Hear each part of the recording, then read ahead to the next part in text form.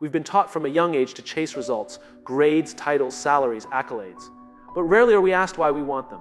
Most people can tell you what they do. Some can tell you how they do it. But very few can tell you why they wake up in the morning and choose to do it.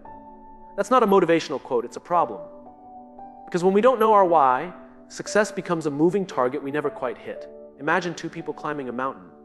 One is doing it for a social media photo. The other is doing it because they promised their father they would stand on that peak. Same climb, same risk, same weather.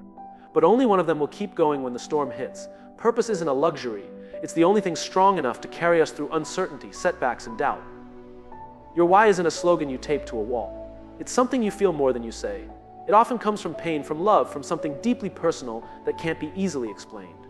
It's the fire under your discipline, the root of your resilience, and the compass that makes decisions clearer when everything else is fogged over. When we operate from why, people feel it. They trust us not because we're the best, but because we're real. That trust creates loyalty. Loyalty creates momentum, and momentum builds legacy. But it all starts from within, not from what we sell or how we perform, but from what we believe and how honestly we show up for it. Too many chase success as if it's found outside of themselves. They switch careers, cities, partners, hoping something out there will click.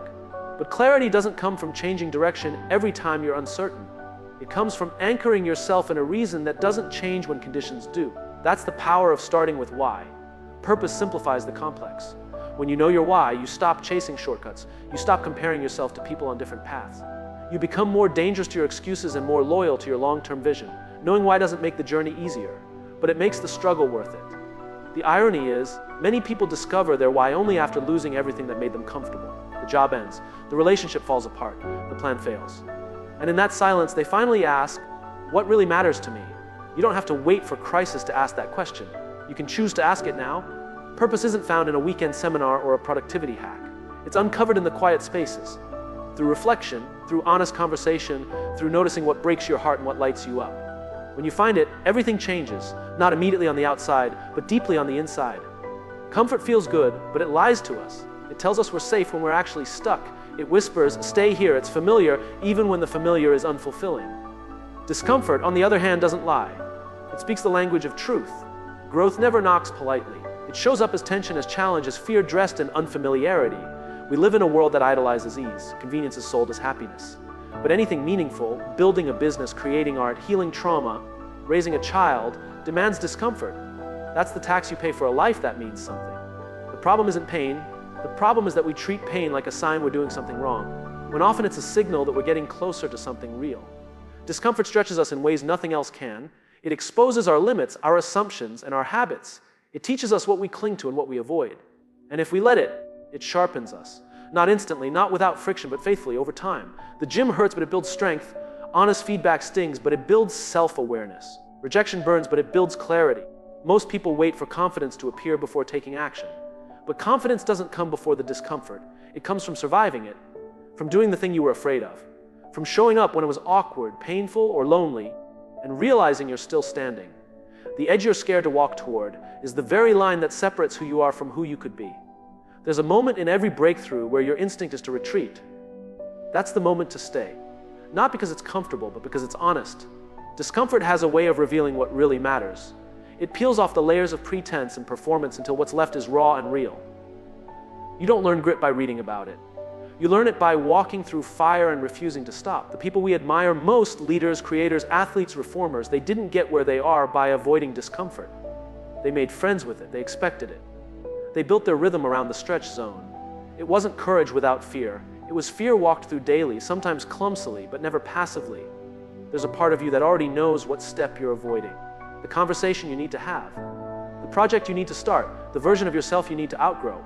That gap between knowing and doing is usually discomfort. Not because you're weak, but because that next step threatens your current identity, and your current identity wants to survive. The question isn't whether discomfort will show up, it's whether you'll lean in when it does. Most people wait for discomfort to go away, but what if it's the doorway? What if the thing you're resisting is actually the thing that will remake you? We live in a culture obsessed with extremes. Big wins, massive changes, viral success. We applaud the person who loses 30 pounds in 30 days, not the one who quietly showed up to the gym for a year. But real transformation doesn't come from intensity, it comes from repetition. Anyone can sprint. It's the walker who never stops that crosses the longest distance. Intensity is seductive because it gives us a rush, it feels like progress. But it's fleeting. Consistency, by contrast, is often boring. There are no fireworks, just a quiet commitment, repeated again and again, especially when no one's watching. But that's what makes it powerful. It rewires your identity, not just your results. A single great workout won't make you strong. One amazing performance won't make you a legend. Even passion, if not sustained, burns out. What compounds is what you do often, not what you do once in a while.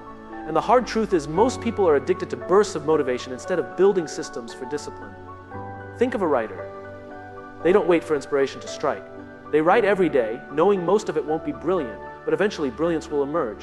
That's how mastery works. It honors the grind. It honors the days when nothing feels magical, but you show up anyway. Because that's when trust is built between who you are and who you want to become. Consistency doesn't mean never missing a day. It means you don't let a bad day turn into a bad week. It means you return to your practice again and again, like a promise to yourself that doesn't expire. And over time, that promise creates momentum, and that momentum becomes character. Intensity can make a splash, but consistency changes your environment, your habits, your reputation. It signals to yourself and others that you're not just interested, you're committed. And that kind of quiet reliability builds trust that flashy effort never will. The reason most people don't stick with things isn't lack of talent, it's impatience. They want results faster than real progress happens. So they quit too early, assuming it's not working. But every overnight success has years of unseen, uncelebrated effort behind it. The difference is always in who kept showing up when nothing seemed to be working. You don't have to do extraordinary things every day. You just have to do the right things long enough for them to become extraordinary. Most people surround themselves with comfort, not clarity. They gather praise, not perspective. They choose affirmation over accountability. But real growth doesn't happen when you're constantly told you're right. It happens when someone cares enough to tell you you're not. Not to tear you down, but to help you build something better. We all have blind spots. Things we can't see about ourselves because we're too close, too proud, or too protected by our own narratives. Truth tellers hold up the mirror.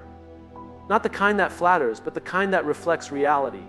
And it takes humility to look into that mirror and say, I needed that. There's a difference between critics and truth tellers. Critics throw stones from a distance. Truth tellers sit next to you, eye level, and say what needs to be said, even if it costs them your comfort. They're not impressed by your image. They care about your integrity. And that makes them rare. It's tempting to silence these voices, to unfollow, avoid, or excuse them. But if you only listen to people who agree with you, you're not growing. You're managing perception.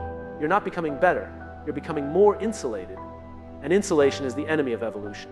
Some of the most pivotal moments in your life will come from uncomfortable feedback. A mentor who challenges your thinking. A friend who points out your patterns. A partner who holds you accountable to the version of yourself you claim to be. These moments sting, but they wake you up. They interrupt your autopilot. Truth tellers aren't always polished. They may not say things perfectly, but their intent is pure. They speak from love, not ego, from care, not control. And if you listen, not just defensively, but openly, you'll find gold inside the grit of their honesty. You don't need a crowd of fans, you need a circle of truth. A few people who see behind the scenes, who aren't impressed by your highlights, but are invested in your wholeness, who remind you who you are when the world tries to sell you someone else's version of success. Building that kind of circle takes courage. It means asking for feedback without bracing for flattery. It means giving others permission to call you out, not because they're better than you, but because they believe in the better version of you. Failure feels final when your identity is attached to the outcome. When you believe a rejection means you're unworthy or a loss means you're incapable, it's easy to want to stop. But failure isn't the end. It's the conversation between where you are and where you're trying to go. It's information, not identity. Every person you admire has failed more times than they've succeeded. The difference is they didn't let failure define them. They let it refine them. They paid attention to what didn't work, adjusted, and tried again. Not because they were fearless, but because the mission was bigger than their ego. Failure strips away pretense. It humbles you. It makes you ask hard questions. And sometimes it forces you to confront the gap between your ambition and your preparation.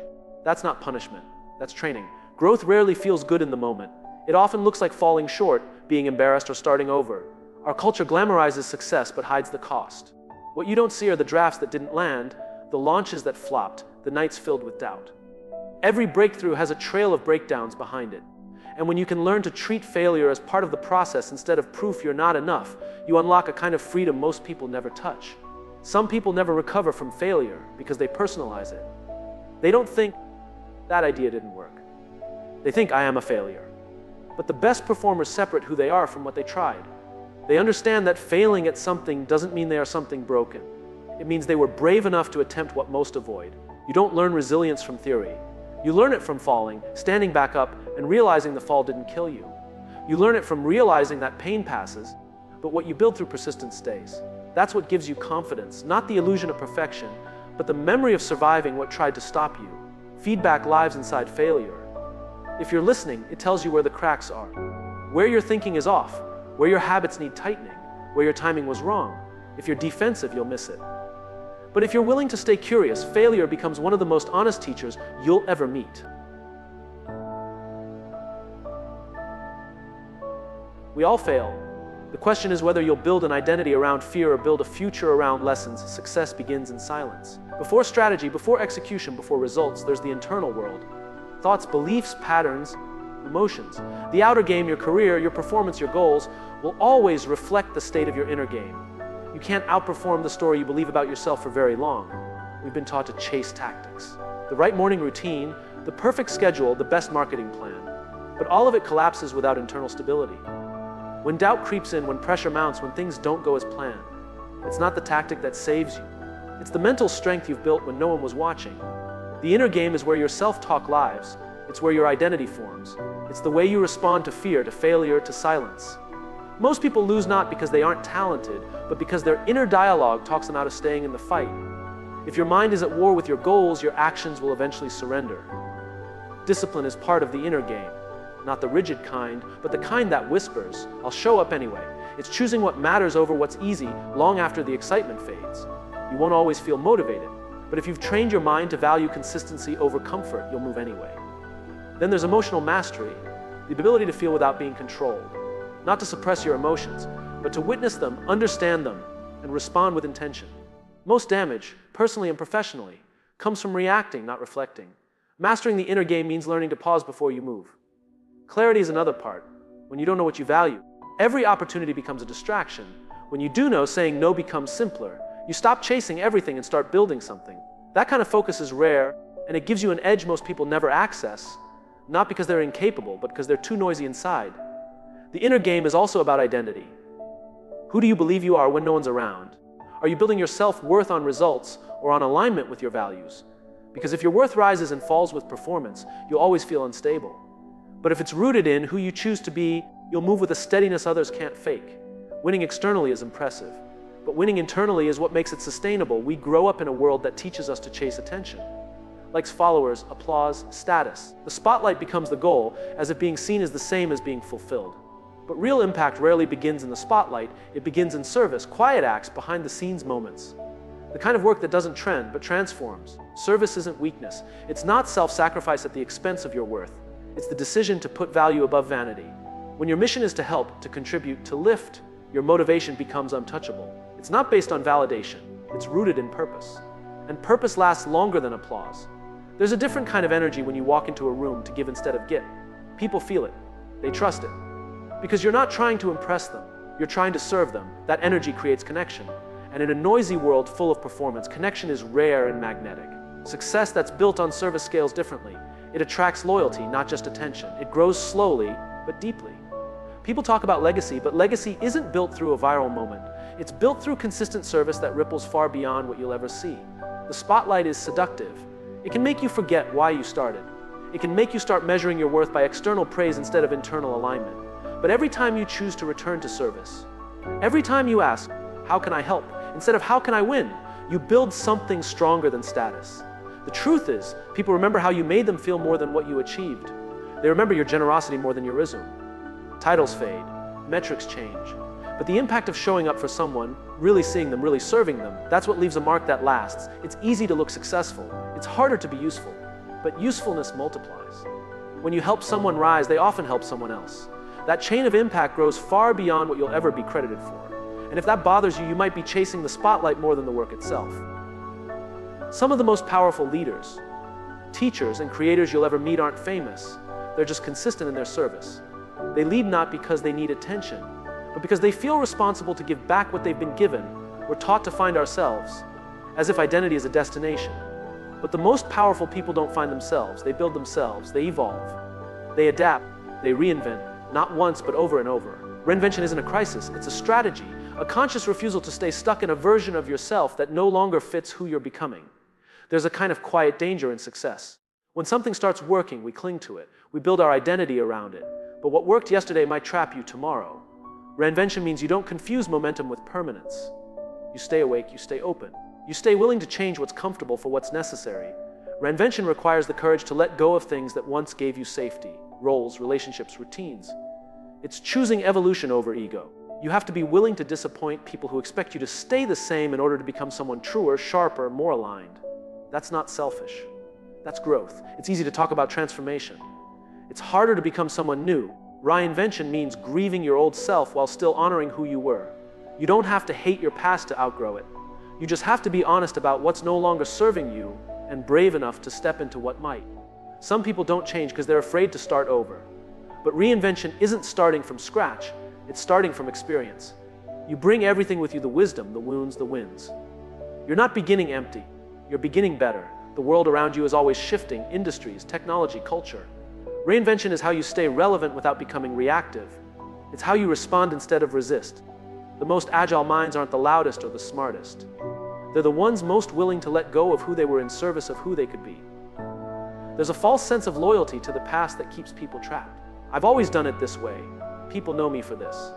But clinging to consistency for the sake of comfort is not integrity, it's avoidance. Reinvention invites you to reintroduce yourself, not for approval, but for alignment. Power isn't in preserving an identity, it's in designing one that evolves as you do. When you choose to reinvent deliberately, courageously, you stop being defined by your history and start being shaped by your vision.